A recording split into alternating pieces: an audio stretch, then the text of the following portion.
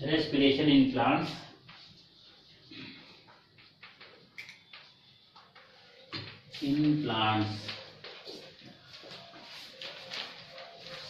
Plants में respiration दो प्रकार के होते हैं। पहला aerobic respiration, aerobic respiration,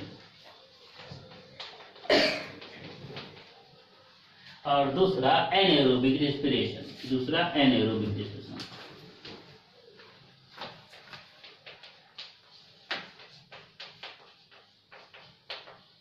aerobic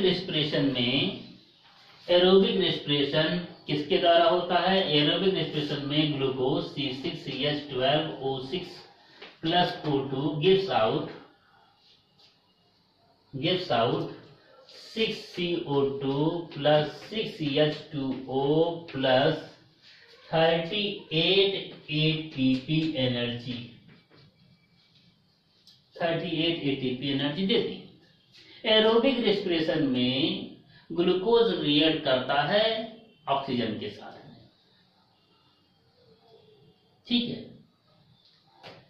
glucose जो है ऑक्सीजन के साथ में रिएक्ट करेगा, और एनएरोबिक रिएक्शन में ग्लूकोज रिएक्ट करेगा लेकिन ऑक्सीजन के साथ में नहीं, किसी और के साथ में। एनएरोबिक रिएक्शन और कई प्रकार के होते हैं, सब डिवीजन है एनएरोबिक रिएक्शन के।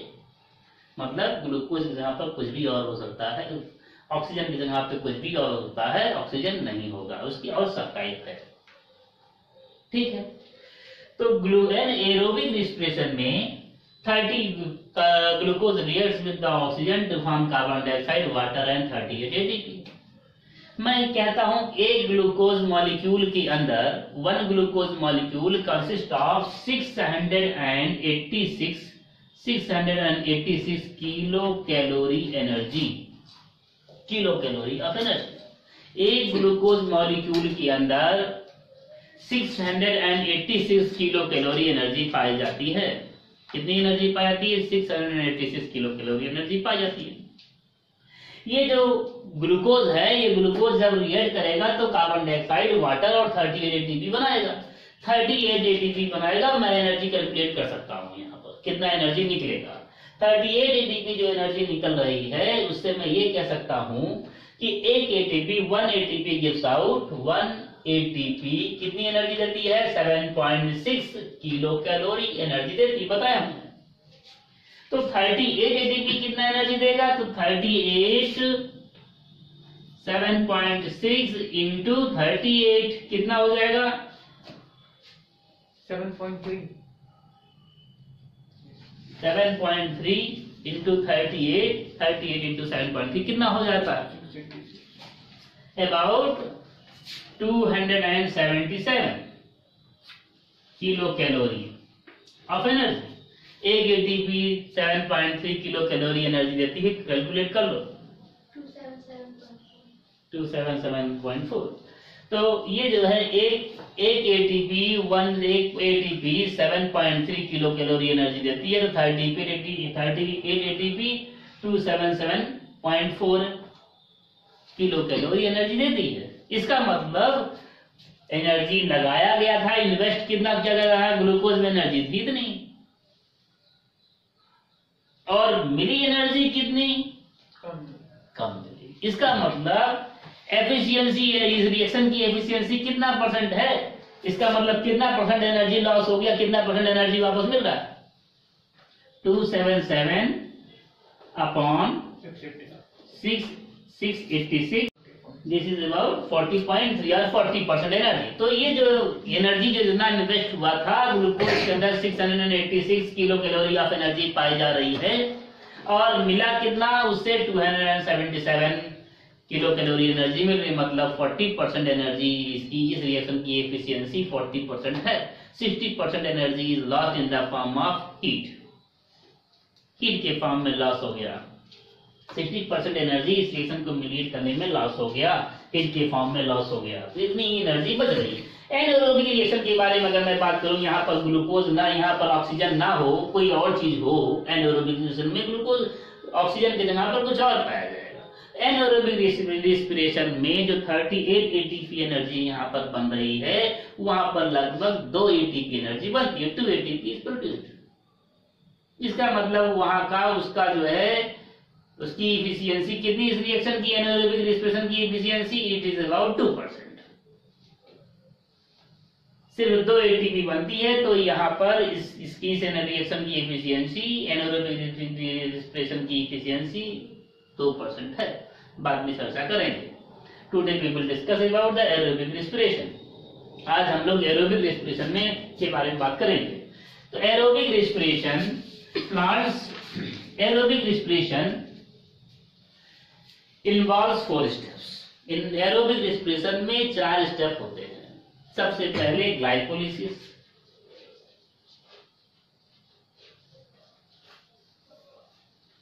और दूसरा लिंक रिएक्शन,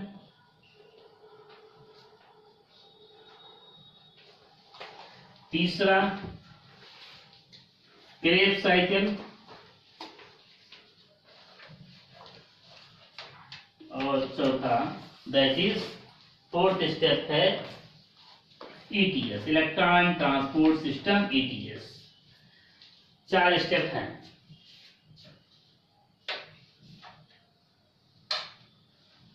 चार स्टेप होते हैं। The very first we will discuss about the glycolysis. सबसे पहले ग्लाइकोलिसिस के बारे में डिस्कस करते हैं। ग्लाइकोलिसिस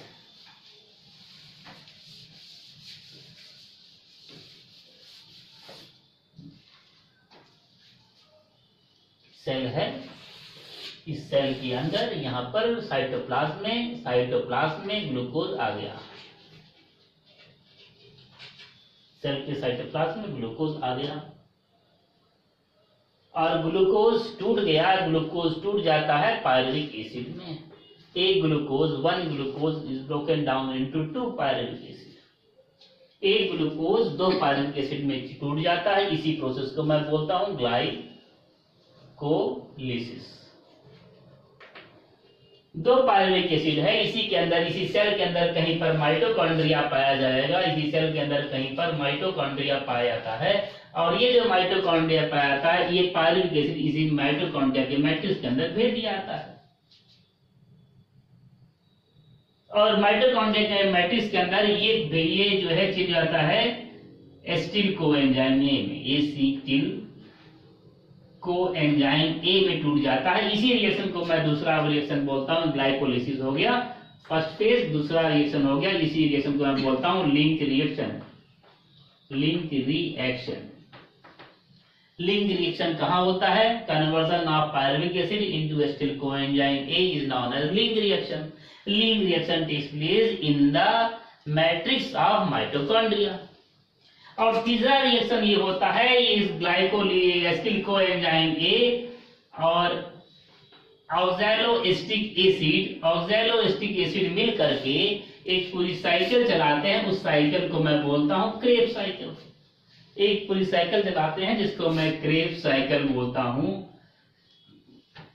क्रेब्स साइकिल बोलता हूं। ये क्रेब्स साइकिल कहां पर होगा? ये क्रेब्स साइकिल माइटोकॉन्ड्रिया के मैट्रिक्स के अंदर होता है। तीसरा स्टेप है, पहला हो गया glycolysis, conversion of glucose into 2 pyruvic acid is known as glycolysis, and second step is link reaction, conversion of 2 pyruvic acid into 2 acetyl coenzyme A is known as link reaction।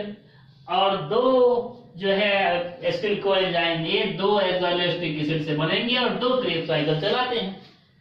ये Krebs cycle कहां पर होगा? इन the matrix. तीसरा step Krebs cycle है। 4th step, यहां से NADH2 निकलेगा या फिर DH2 निकलता है और ये सब जो है 4th स्टेप, यहां से NADH2 या फिर DH2 जो निकलेगा वो सब लाया जाएगा कहां पर? इंटरमेम्ब्रेनल स्पेस पर। जो इनर मेम्ब्रेन है, माइटोकॉन्ड्रिया के 2 मेम्ब्रेन हैं, अंदर वाला मेम्ब्रेन है इनर मेम्ब्रेनल स्पेस, बाहर वाला आउटर मेम्ब्रेनल स्पेस। इन मेम्ब्रेनल स्पेस में आएगा, यहाँ पर इलेक्ट्रॉन ट्रांसपोर्ट सिस्टम चलाया जाता है। That is the 4th step. समझ में आया कि फिर से बताएं? ग्लूकोज सेल के साइटोप्लाज्म में पाया जाता है। सेल के साइटोप्लाज्म में ही ग्लूकोज 2 पायरुविक एसिड में तोड़ दिया जाता है। इस प्रोसेस को मैं ग्लाइकोलिसिस बोलता हूं। इस प्रोसेस को मैं ग्लाइकोलिसिस बोलता हूं। और फिर दो पायरुविक एसिड जो बने हुए हैं, तो दोनों पायरुविक एसिड कहां पर लाए जाएंगे? In the matrix of mitochondria, there it is converted into acetyl coenzyme A. This reaction is known as link reaction. Second वाला रिएक्शन लिंक रिएक्शन है। फिर उसके बाद एसिटिल कोएंजाइम ए के साथ ऑक्सैलोएस्टिक एसिड जुड़ जाता है। एसिटिल कोएंजाइम ए के साथ ऑक्सैलोएस्टिक एसिड जुड़ जाता है और फिर वो क्रेब्स साइकिल उससे चलता है। उससे कौन सी साइकिल चलती है? उससे क्रेब्स साइकिल चलती है। बाद में क्रेब्स साइकिल के जो प्रोडक्ट रहेंगे, इन सभी के जो प्रोडक्ट रहेंगे, वो जो है इलेक्ट्रॉन ट्रांसपोर्ट सिस्टम उससे कंडक्ट होता है, वो इंटर मेम्ब्रेनल स्पेस में होता है। ठीक है, बात समझ में आया? यहां तक बात समझ में आ गया। तो सबसे पहले स्टेप के बारे में बात करेंगे, that is glycolysis. Glycolysis 10 step का रिएक्शन है। Glycolysis involves 10 steps and Krebs cycle also involves 10 steps. Glycolysis 10 step वाले रिएक्शन हैं और Krebs साइकिल भी 10 रिएक्शन वाले स्टेप 10 स्टेप वाले रिएक्शन हैं। ठीक है, तो अब सबसे पहले ग्लाइकोलिसिस के बारे में बात करते हैं। बड़ी आसानी से दिमाग को बहुत हल्का करके पढ़िएगा। दिमाग को बहुत कठिन समझ के, बहुत ध्यान लगा करके एकदम से बहुत कठिन है समझ में नहीं आएगा। बहुत आराम से दिमाग को एकदम से हल्का कर दिए, सब के सब चला जाएगा दिमाग के अंदर। ठीक है, सबसे पहले ग्लूकोज। ग्लूकोज 10 स्टेप का रिएक्शन है। ग्लूकोज सबसे पहले कहाँ ग्लूकोज चेंज हो जाएगा ग्लूकोज 6 फॉस्फेट में। ग्लूकोज 6 फॉस्फेट में, ग्लूकोज 6 फॉस्फेट।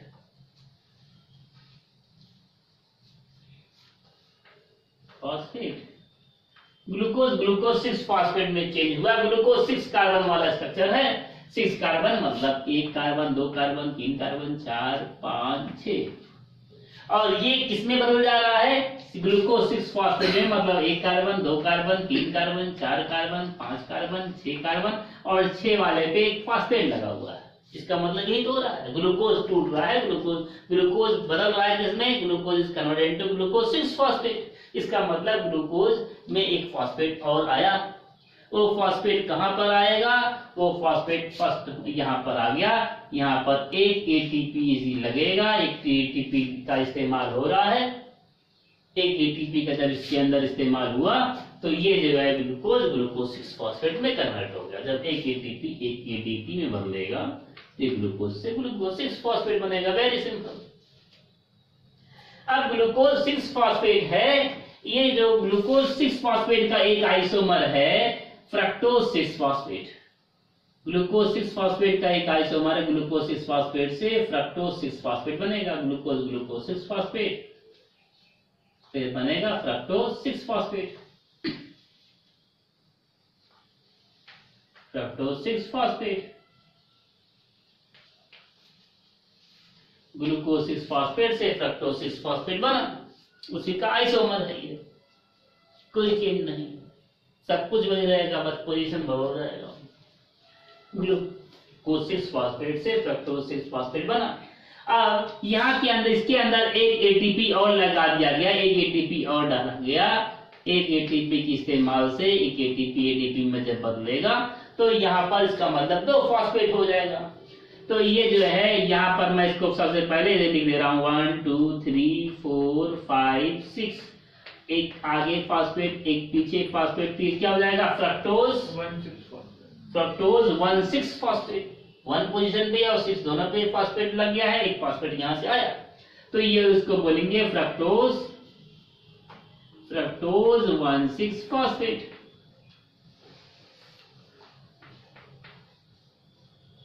Fructose 1,6 phosphate. अब फ्रक्टोज 1,6 फॉस्फेट 2 में टूट जाएगा। फ्रक्टोज 1,6 फॉस्फेट 2 में टूट जाता है। याद करो वो C3 साइकिल। C3 साइकिल जो है वो रिवर्स ग्लाइकोलिसिस है और ये ग्लाइकोलिसिस है। रिएक्शन वही है लेकिन सब उल्टा है। वहां ग्लूकोज लास्ट में बना हुआ था है ना, वहां ग्लूकोज बन रहा था और यहाँ पर ग्लूकोज को मैं तोड़ने की कोशिश कर रहा हूं। ठीक है, तो वैसे जैसे बना था वैसे ही टूटेगा। ठीक है, कहीं आप चले गए तो आने का रास्ता आपको कोई और नहीं बताएगा, आने का जैसे आप गए हैं वैसे ही तो आएंगे। तो ठीक है, तो यहाँ फ्रक्टोज 6 फॉस्फेट है। फ्रक्टोज 6 फॉस्फेट से fructose 6 phosphate is broken down into 2। वहां तो पागल के बारे में बात किए थे, तो यहां पर भी ये किसमें हो जाएगा, यहां पर भी फ्रक्टोज 6 फॉस्फेट 2 में टूट जाएगा, 1 हो जाएगा, मतलब 1 कार्बन 2 कार्बन 3 कार्बन फॉस्फेट। दूसरा है 1 कार्बन 2 कार्बन 3 कार्बन फॉस्फेट, तभी तो ये 6 फॉस्फेट होगा। 2 फॉस्फेट है, 1 फॉस्फेट इधर 1 फॉस्फेट इधर। एक को मैं बोलूंगा PgAl फास्फोग्लिसरॉल्डिहाइड, और ये हो गया AB, ये हो गया DHAP। कुछ देर के लिए दोनों आइसोमर है, कुछ देर के लिए चेंज किया करते हैं, आइसोमर है, दो के दोनों चेंज किया करते हैं। ठीक है, ठीक।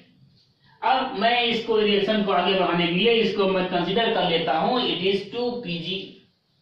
2 अगर है तो इसको मैं एक को ही कंसीडर कर लेता हूं, यहाँ पर PgAl है, यहाँ पर मैं इसको मैं assume करता हूं ये 2 PgL है, यहाँ पर इंटू 2, क्योंकि 2 में है, जो इसके साथ में होगा वही इसके साथ में भी होगा, है ना।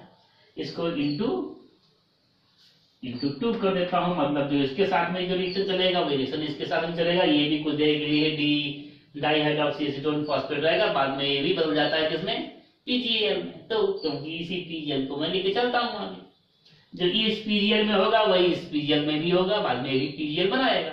ठीक है, नहीं समझ में आया? ये डाइहाइड्रोक्सी एसीटोन फॉस्फेट है, बाद में भी PgL बना लेगा, तो ये 2 PgL हो जा रहे हैं, एक PgL ये एक PgL ये। एक को मैं लेके चलता हूं, जो रिएक्शन इसके अंदर होगा वही रिएक्शन इसके साथ भी होगा। तो एक PgAl यहाँ पर मैं देखता हूं, यहाँ पर NADH2 बनता है, NADH2 निकलता है, निकोटिनामाइड एडेनिन डाइन्यूक्लियोटाइड है। यहाँ NADP नहीं है, फॉस्फेट नहीं है, ध्यान देंगे। यहाँ पर NADH2 है, NADP नहीं है। NAD से NADH2 बना, और यहाँ एक और चीज आ जा रहा है जिसका नाम है H3PO4, इसके अंदर जुड़ रहा है। एक फॉस्फेट यहाँ से मिल जाएगा, सबस्ट्रेट से सीधे मिल रहा है, सबस्ट्रेट से सीधे मिल रहा है, तो एक फॉस्फेट यहाँ से मिल जाएगा, तो ये हो जाएगा 1,3। एक फॉस्फेट पहले से था, एक फॉस्फेट यहाँ से पाया, तो ये क्या रहेगा 1,3 ग्लिसरिक एसिड, 1,3 फॉस्फोग्लिसरिक एसिड। तो ये हो जाएगा 1 2 3, यहाँ पर फॉस्फेट यहाँ पर फॉस्फेट, तो 1,3 फॉस्फोग्लिसरिक एसिड, 1,3 PgA। 1 और 3 दोनों पोजीशन पे ग्लिसरिक एसिड है, वही रिएक्शन है, उसको आप देखते हैं, उसको C3 रिसाइकल का आप उसको बैक करेंगे तो वही सब आएगा, 1,3 फॉस्फोग्लिसरिक एसिड बना। 1,3 phosphoglyceric acid is change into 1,3 phosphoglyceric acid जो है, थोड़ा सा इसको मैं बोल्ड कर दूं, दिखाई नहीं दे रहा होगा।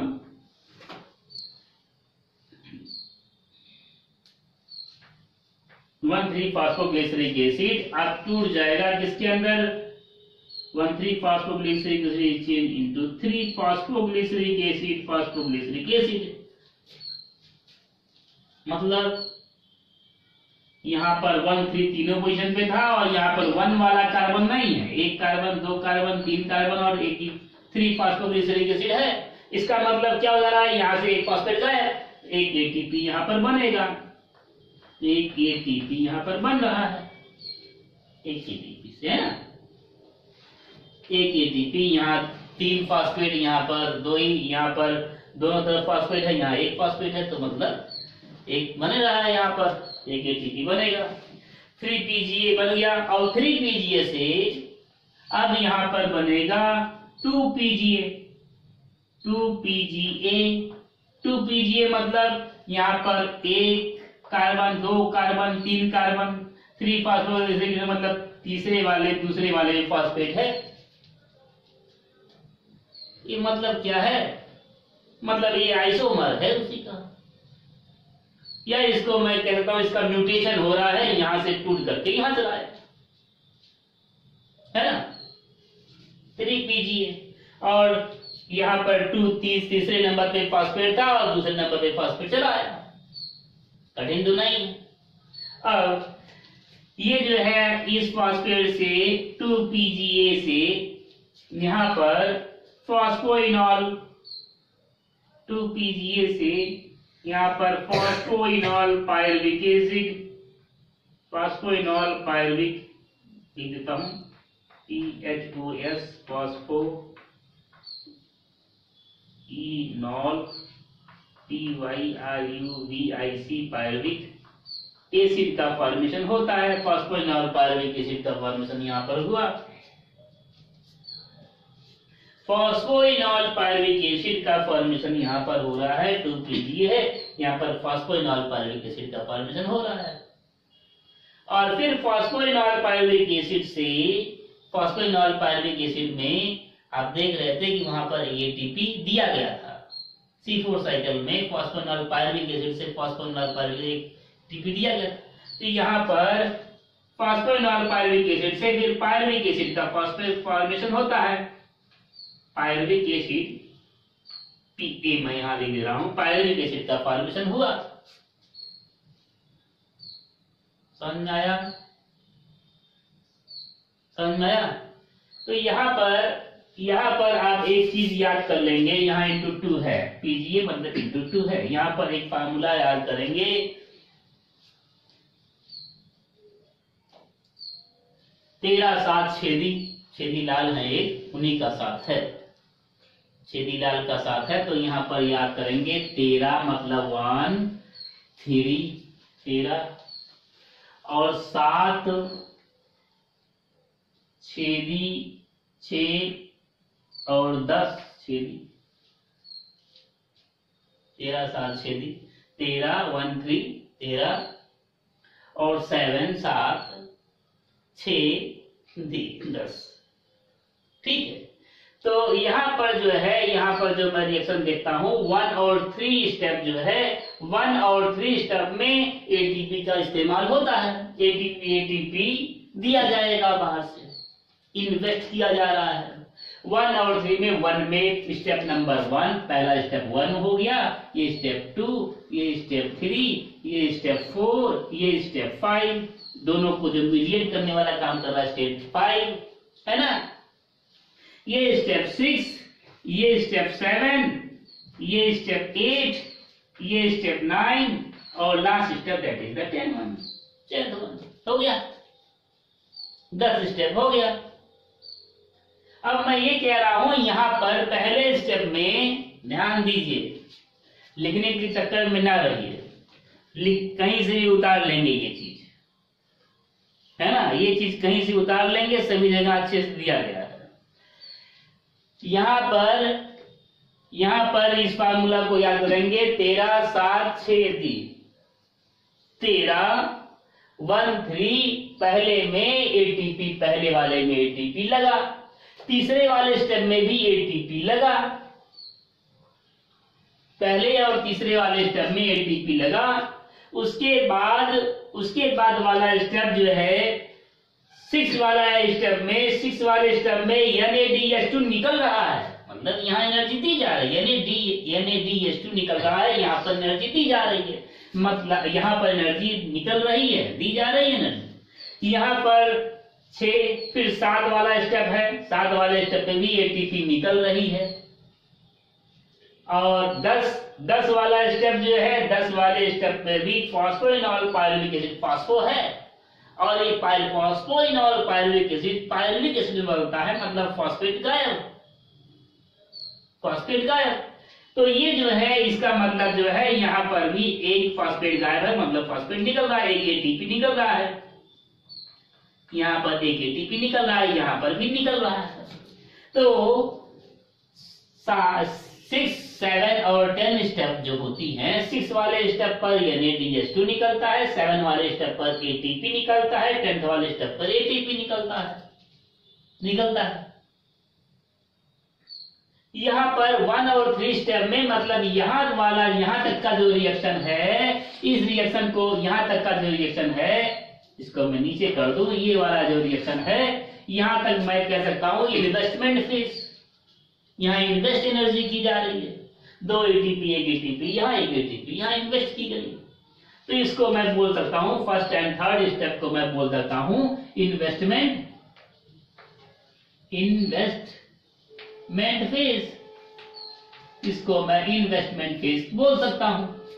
और नीचे वाले फेज में यहाँ NADH2 निकल रहा है, यहाँ ATP निकल रहा है, यहाँ पर भी ATP निकल रहा है, 2 ATP शुद्ध निकले और एक NADH2 निकलता है, मतलब ये क्या है, पे ऑफ फेज, पे मिल रहा है मुझे, है ना, this is the pay of phase, पे ऑफ फेज,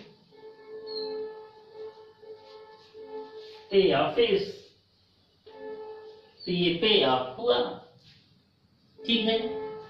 तो 2 यहाँ फेजेस हैं, एक तो पहला फेज है जिसके अंदर एनर्जी को इन्वेस्ट किया था पहले स्टेप में और थर्ड स्टेप में, और 6, 7 और 10 स्टेप में जो 6th, 7th और 10th स्टेप है, इन सभी तीनों स्टेप में मुझे एनर्जी मिलता है। 6th वाले स्टेप में मुझे एनर्जी किसके फॉर्म में मिल रहा है, NADH2 के फॉर्म में, 10th वाले 7th में ATP के फॉर्म में और 10th वाले में भी ATP के। तो हम ये कह रहे हैं यहाँ पर क्या बता सकते हैं कितना ATP टोटल रिलीज हुआ?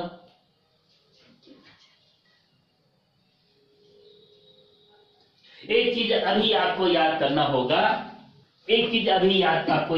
होगा, वो चीज नोट कर सकते हैं।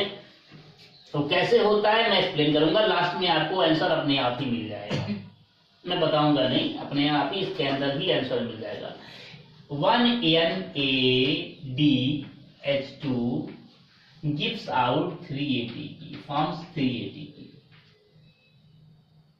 and एक NADH2 बराबर कितना ATP, 3 ATP, अपने आप ही वो बनाता है। और एक FADH2 फॉर्म्स 2 ATP, इस दोनों को याद करना होगा, कैसे होगा मैं बाद में बताऊंगा, अपने आप ही आएगा। इन दोनों को एक NADH2 3 ATP बनाता है और 2 FADH2 2 ATP बनाता है। तो यहाँ पर अगर मैं कहूं कि इसके अंदर ग्लाइकोलिसिस के प्रोसेस में कुल कितना ATP बना, तो कैसे, कितना आप बताएंगे? ग्लाइकोलिसिस के प्रोसेस में कितना ATP बना? 5।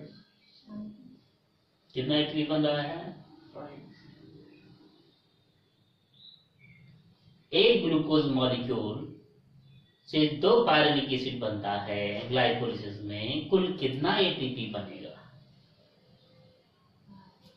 कितना ATP बनेगा? यहाँ पर बनेगा इधर तो नहीं बन रहा है, इधर 2 ATP लगा, यहाँ से 2 पायरुविक एसिड हो जाएगा, तो यहाँ पर जो ये होगा वह ये भी चलेगा। तो यहाँ पर एक NADH2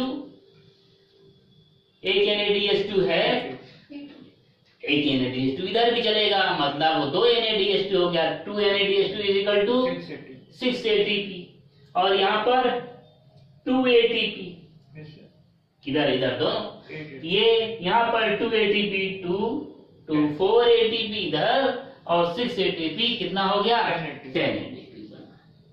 अगर नेट गेन के बारे में, बनने के बारे में ना बताऊं, net gain of ATP during glycolysis में कितना नेट गेन होता है, तो नेट गेन कितना हो रहा है, 10 ATP बन रहा है, और लग कितना रहा है, यहाँ पर तो सिंगल स्टेप है, यहाँ से तो हुए हैं, तो यहाँ पर कितने ATP खर्च होते हैं, 2 ATP। Net gain is equal to 8 ATP।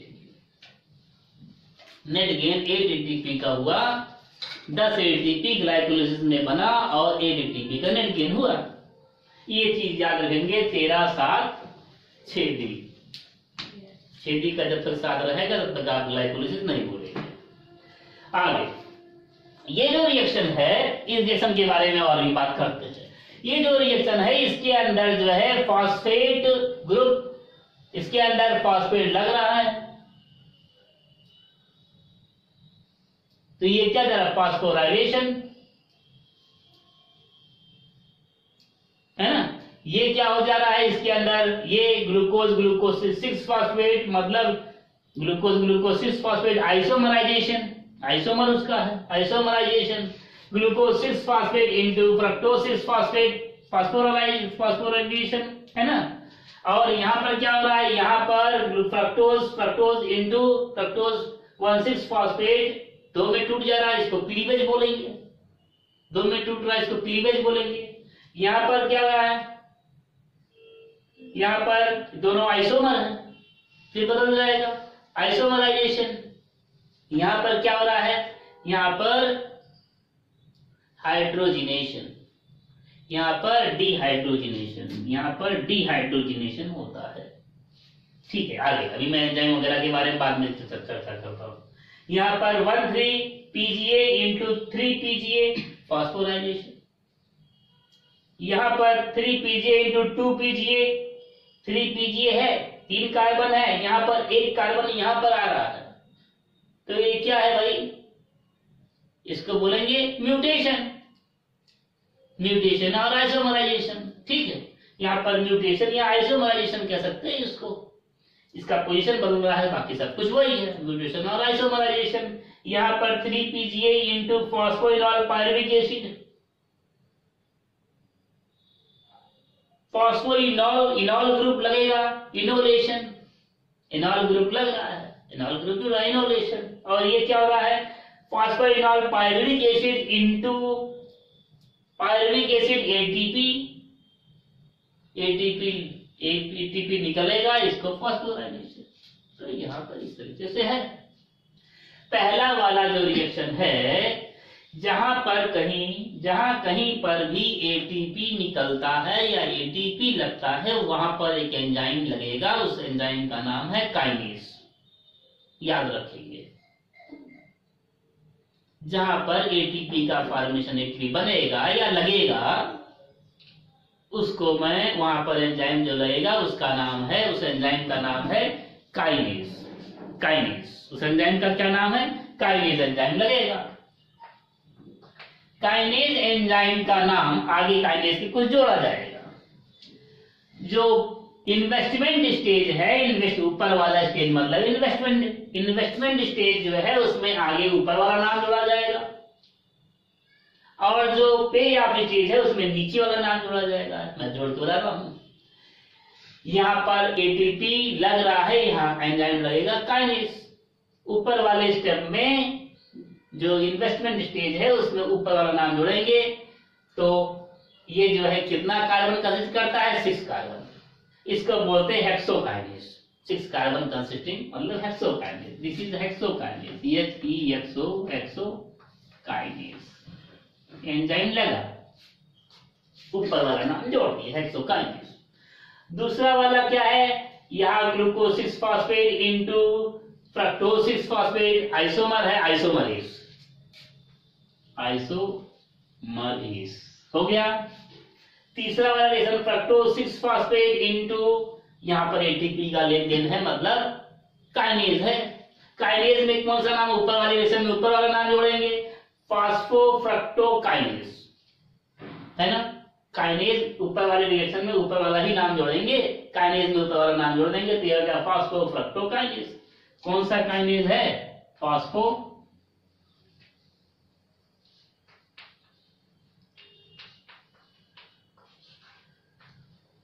फ्रक्टोकाइनेज। यह एंजाइम यहाँ पर फॉस्फोफ्रक्टोकाइनेज लगा। नेक्स्ट फॉस्फो, यहाँ पर क्या हो जा रहा है, यहाँ पर फॉस्फोग्लिसरॉल्डिहाइड एल्डिहाइड ग्रुप लग रहा है, तो यहाँ पर कौन सा एंजाइम लगा, यहाँ पर लग गया एल्डोलेज। एल्डिहाइड ग्रुप है तो यहाँ पर एल्डोलेज, ATP वगैरह कोई चक्कर नहीं, एल्डोलेज यहाँ पर रहेगा, ALDOLASC, एल्डोलेज एंजाइम लगा। यहाँ पर डिहाइड्रोजिनेस, 6 वाले स्टेप में डिहाइड्रोजिनेशन हो रहा है, इसलिए डिहाइड्रोजिनेस एंजाइम लगेगा। यहाँ पर ये वाला स्टेप हो गया, डिहाइड्रोजिनेस इसमें लगा। इस वाले स्टेप में ATP निकल रहा है, मतलब काइनेज तो लगेगा, लेकिन ये नीचे वाला पे ऑफ रिएक्शन है। पे ऑफ रिएक्शन में ऊपर वाला नाम नहीं जोड़ेंगे, फास्फोफ्रक्टोकाइनेज जैसे इसमें जोड़ दिए थे, ऊपर वाला वो नहीं जोड़ेंगे, इसमें नीचे वाला जोड़ेंगे phosphoglyceric acid kinase, PGA kinase, phosphoglyceric acid kinase, नीचे वाला नाम लेंगे। काइनेज में जो प्रीफिक्स लगाएंगे नीचे वाला लगाएंगे, तो चलेगा फास्फोग्लिसरिक एसिड, फास्फोग्लिसरिक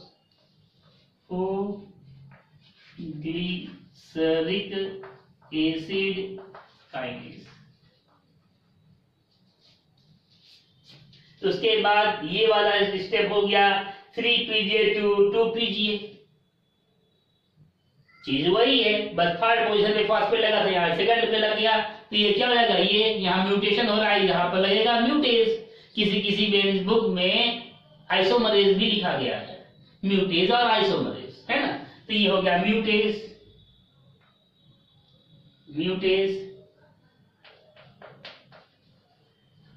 म्यूटेज एंजाइम यहाँ पर लगा। 3PGA to फॉस्फोइनॉल, इनॉल ग्रुप लग रहा है, phosphoenol pyruvic acid enolase, anole group लग रहा है, तो इसको बोलेंगे एनोलेज, एनोलेज।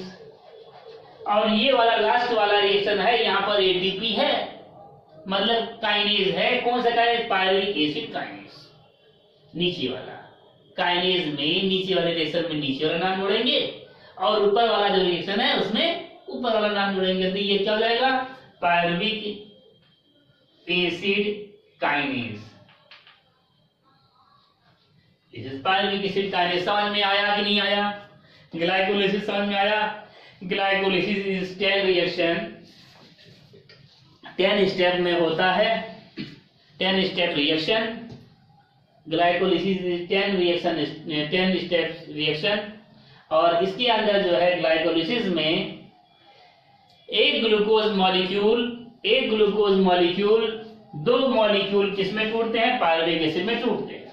तो दोनों को अलग अलग करेंगे, तो from 1 glucose is broken down into 2 pyruvic acid, and in this reaction total 8 ATP is formed and net 10 ATP is formed and net 8 ATP is gained। 2 ATP first और थर्ड स्टेप में लग गया, तो 8 ATP का net gain होता है और 10 ATP का फॉर्मेशन होता है। 10 ATP जो फॉर्म हो रहे हैं, उस 10 ATP में 4 शुद्ध ATP हैं और 6 ATP NADH2 से बनते हैं। मतलब NADH2 का कितना फॉर्मेशन होगा एक ग्लाइकोलाइसिस में, NADH2 का कितना फॉर्मेशन होता है, 2 NADH2 is form. Okay, next we will discuss about the link reaction.